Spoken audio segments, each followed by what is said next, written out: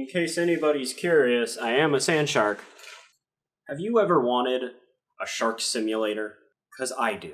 Do I look like the type of person that doesn't want a shark RPG? So today, we're going to be looking at Maneater, which is a shark RPG / shark simulator, to see whether it is worthy of your sand dollars, or does it flounder?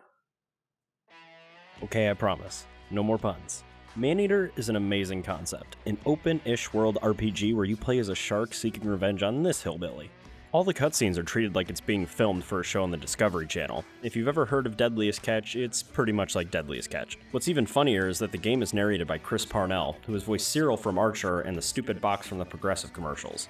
His addition really adds to the feel of being on a documentary show and the idea that your shark is being followed around by cameras. You play as a baby bull shark, and your journey of merciless slaughter and revenge begins in the swamps. Bite, chew, and attack surrounding sea life to get points that allow you to upgrade your little guy. The higher your level gets, the bigger your shark gets.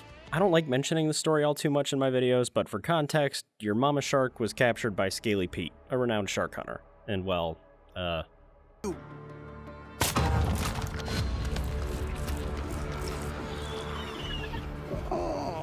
Mama, no! Oh, looky here. She's on for me. Hello! How your mama in there? Whoa! Well, why'd you do that? So I can identify her. Next time I see her, when I spear her.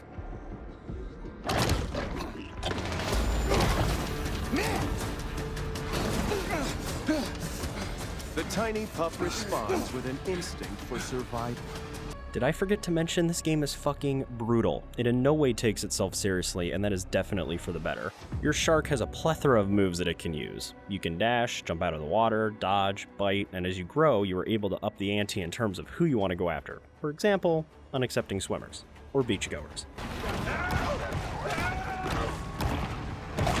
I didn't know sharks could do that. You can be attacked by some of the sea life, and unfortunately, the camera can be pretty unforgiving. The auto-lock doesn't really seem to want to stay locked, and causes enemies to fly past you and get a bunch of cheap shots in due to you not knowing which direction you're facing. And I'm not sure if it was just me, but I found myself getting relatively disoriented in the earlier areas due to you being small and there not being a ton of space to swim in, and it made the combat feel claustrophobic.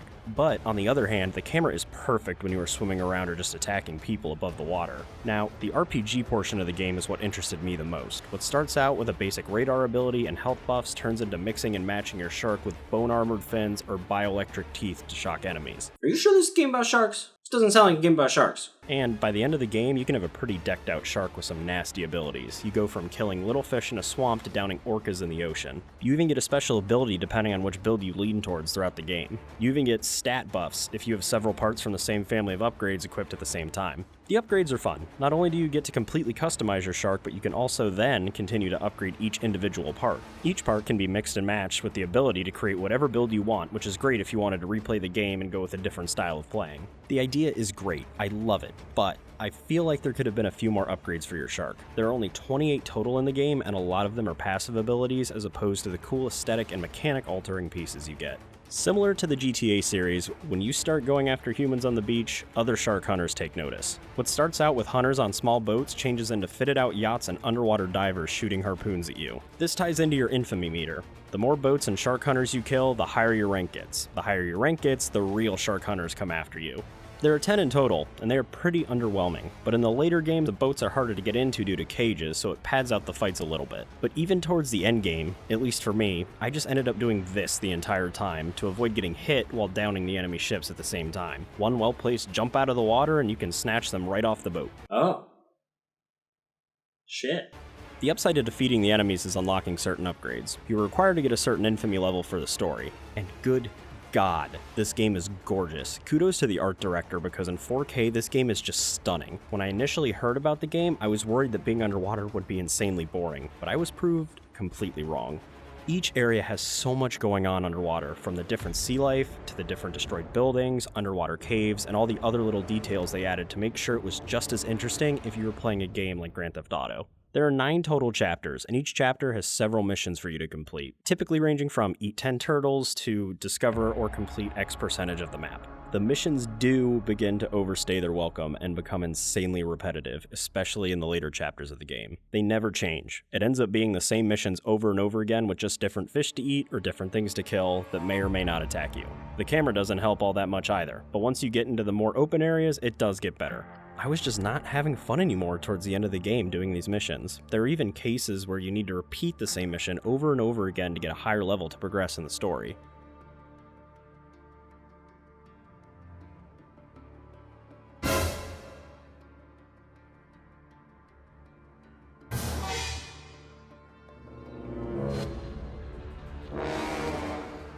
Luckily, there are collectibles to find in your underwater journey to help break up the monotony. Boxes that give huge XP boosts and materials to upgrade your shark, and the neat little areas underwater that are usually either a joke or expanding on the world's backstory. And of course, it doesn't hurt that it's all narrated by Chris Parnell.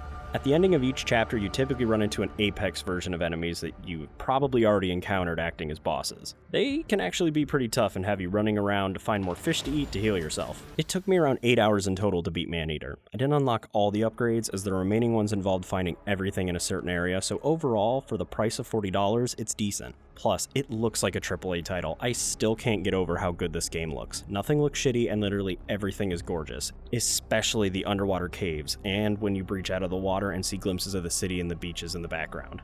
Maneater is a silly, weird-ass game, and as I mentioned, it's for the better that way. The plot is dumb, the gameplay is bonkers and over the top and absolutely fucking brutal.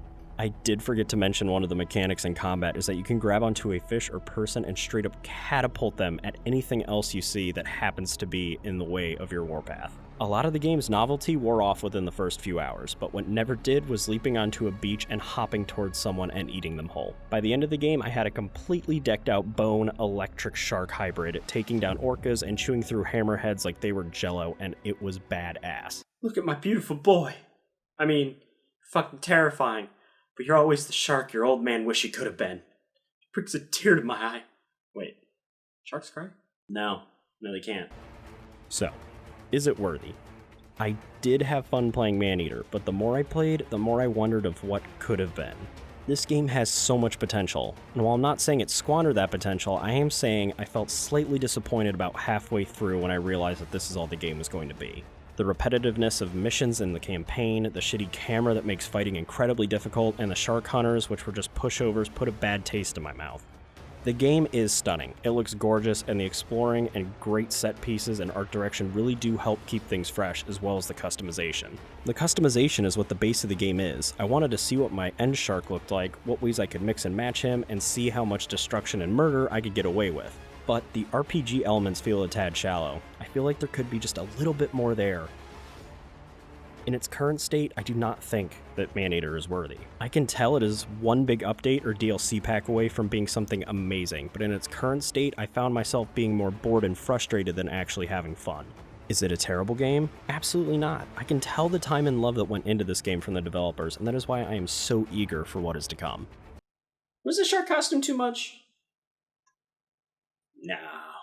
Thank you guys so much for watching. Have you guys played Maneater? What did you think about it? Let me know in the comments below. I also just signed up for Twitter. I put the link in the description. And if you liked the video, give a like and a subscribe.